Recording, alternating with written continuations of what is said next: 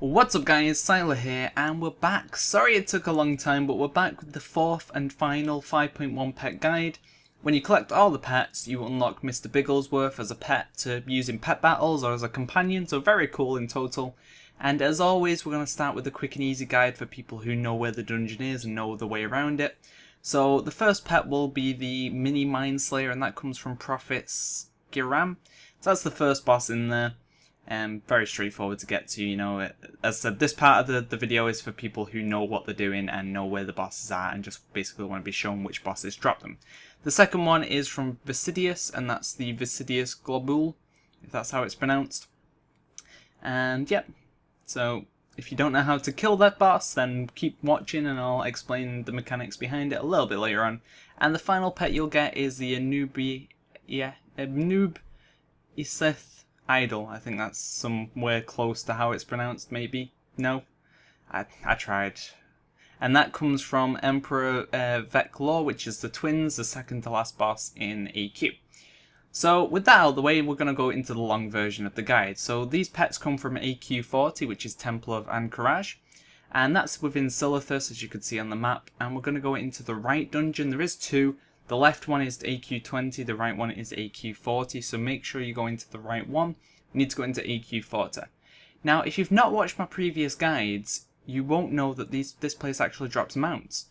Now, the unfortunate part is those mounts can't be used outside of the raid. They can be used inside the raid, and they also count towards the mount achievements. So if you don't have them, definitely pick them up, because they will add to your mount collection. Now, you know, you won't be able to use them outside of the raid, but they'll still add to the numbers, so it's always worth picking up. And as you could see, I had 3 drop there. I had the red one, which actually gives you a feat of strength. I had because it's very rare, the blue one and the yellow one. So this is the first boss, and this is one that'll drop a pet. And basically when you take him down to certain percentages, it'll split up. You have to kill the clones, and it'll go, kill him, attack him, and the clones will despawn or something along those lines. Level 90, you should have no problems, you know, just kill stuff. He'll die very quickly. He's not got much HP for a level 90. You'll just crush him, basically. Now, every boss, apart from the ones that we're going to kill for pets, are skippable as far as I'm aware. But you'll need to kill them if you want to kill Cthulhu. Something along those lines. Now, there is a bug family below us. We're not going to go down there because they're completely optional. Even if we were going to go for the Cthulhu, you don't need to kill them at all. So we're just going to completely ignore them for the time being. And run down here. Now, these guardians are a little bit of a pain. They do knock you into the air. So make sure you kill them relatively quickly. Because if you get knocked into the air 3 or 4 times, you're going to die. So we kill this boss. This is the third boss. And we kill it just for good measures, basically. But you don't need to kill it. It doesn't drop anything we need. Unless you want some transmog or something from it. You have no reason to kill this, so you can skip right past it. It does a Sunder Armor type thing and has some ads, but isn't really a problem. Also does a knockback. And then here I broke my UI, so we have to quickly reload. GG. So what I'd recommend doing here is mounting up. And yes, you can mount up in this dungeon or raid, so make sure you take advantage of that to get round quick. And I'd recommend running all the way through. The reason I say this is because the other way of doing it is dismounting, killing a few, running, and they don't really hit hard at all. They have like 0 HP, so I mean, look how many I've got on me at the moment, and they've done like 1% damage. So I'd seriously recommend just pulling them all and then AoE them down at the end. It just makes life a lot easier. And you don't have to mess around and stop, and you know, it saves a bit of time.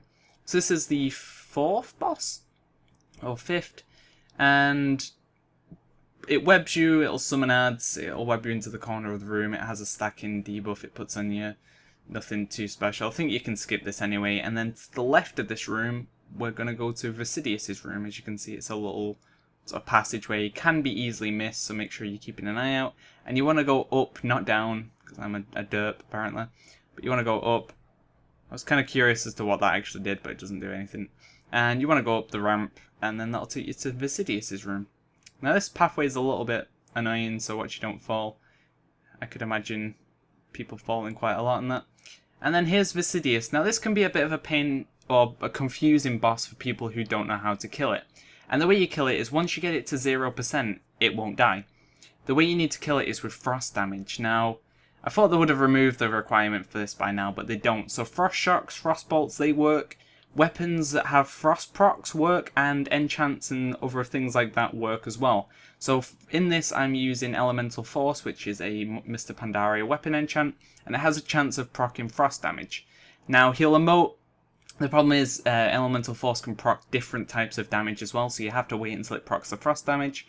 But eventually you'll see the emotes, and it'll eventually say like it's freezing, is close to being frozen, and then it'll completely freeze like this. When that happens, you need to melee attack it. It's not based on damage, it's based on how many times it's hit, I believe. So you just need to hit it as much as possible and then it'll die.